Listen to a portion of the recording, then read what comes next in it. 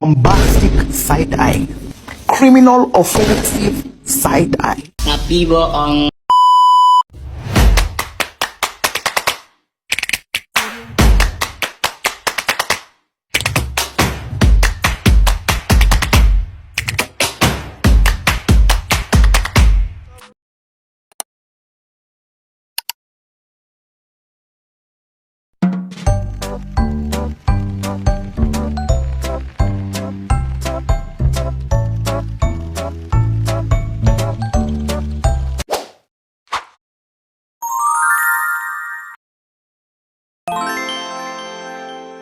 Assalamualaikum warahmatullahi wabarakatuh. Perkenalkan, nama saya Siti Ramadhani dengan NIM SF23060124. Saya akan mempresentasikan materi tentang imunoinfeksi dan kanker dari mata kuliah imunologi yang diampu oleh dosen Des Nirwan Escape MKes. Selanjutnya kita masuk pada materi yang pertama, imunoinfeksi dan kanker, yaitu petanda serologi dan mekanisme. Sistem imun adalah pertahanan utama tubuh melawan infeksi dan kanker. Petanda serologi adalah alat penting untuk memahami dan mengelola penyakit.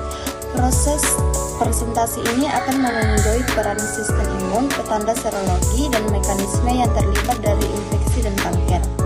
Selanjutnya, sistem imun dan pertahanan utama tubuh.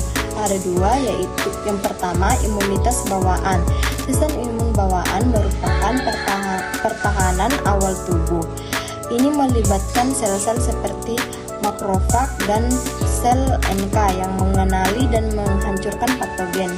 Yang kedua, imunitas adaptif. Imunitas adaptif berkembang seiring waktu dan melibatkan sel-sel seperti limfosit T dan B yang dapat mengingat patogen spesifik dan memberikan respon yang lebih kuat. Selanjutnya, infeksi dan respon imun. Ada 4. Yang pertama, infeksi seperti patogen masuk ke tubuh. Yang kedua, peradangan seperti sel imun berkumpul di area infeksi. Yang ketiga, eliminasi seperti sel imun menghancurkan patogen. Yang keempat, memori seperti sistem imun mengingat patogen dan bereaksi lebih cepat dan infeksi berikutnya. Selanjutnya, petanda serologi pada infeksi ada 3. Yang pertama, antibodi adalah protein yang diproduksi oleh limfosit B untuk mengikat dan menetralkan patogen. Yang kedua, antigen adalah molekul yang dapat dikenali oleh sistem imun dan memicu respon imun. Yang ketiga, petanda serologi digunakan dalam diagnosis dan monitoring infeksi. Selanjutnya, kanker dan sistem imun ada 3. Yang pertama, sel kanker dapat menghindari sistem imun dengan mengekreasikan protein yang menghambat sel imun.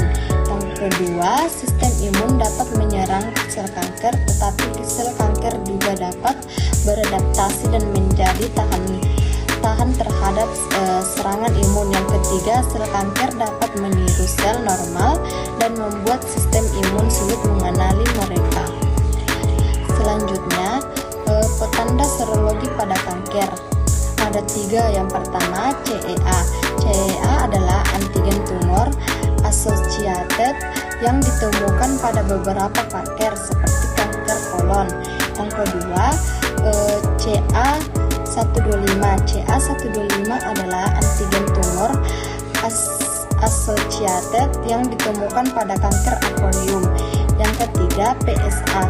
PSA adalah antigen tumor associated yang ditemukan pada kanker prostat. Selanjutnya, mekanisme terjadinya tumor yaitu peran mutasi dan inflamasi. Ada 3. Yang pertama, mutasi genetik, yaitu seperti perubahan pada gen yang mengatur pertumbuhan dan perkembangan sel. Yang kedua, inflamasi kronis, seperti peradangan yang berlangsung lama dapat memicu pertumbuhan tumor. Ketiga, tumorigenesis, yaitu seperti proses pembentukan tumor. Selanjutnya, imunoterapi kanker, yaitu mengaktifkan kembali sistem imun. Ada 3. Yang pertama, checkpoint inhibitors, yaitu seperti menghambat protein yang menghambat sistem imun sehingga sel imun dapat menyerang sel kanker.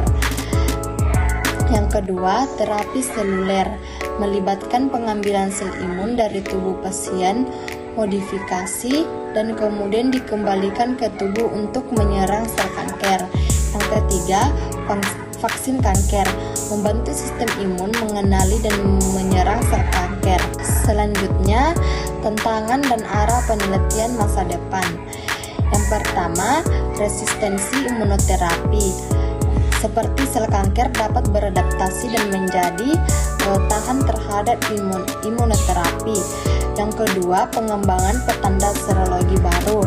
Seperti penting untuk mengembangkan petanda serologi yang lebih akurat dan sensitif untuk deteksi dini dan monitoring terapi. Yang ketiga, personalized immunotherapy, seperti menyesuaikan strategi imunoterapi berdasarkan karakteristik tumor dan pasien. Selanjutnya, kesimpulan. Sistem imun adalah pertahanan utama tubuh melawan infeksi dan kanker. Petanda serologi adalah alat penting dalam diagnosis, prognosis, dan monitoring terapi. Imunoterapi kanker menawarkan harapan baru bagi pasien kanker. Penelitian berkelanjutan sangat penting untuk meningkatkan pemahaman dan penanganan infeksi dan kanker. Sekian dari saya. Assalamualaikum warahmatullahi wabarakatuh.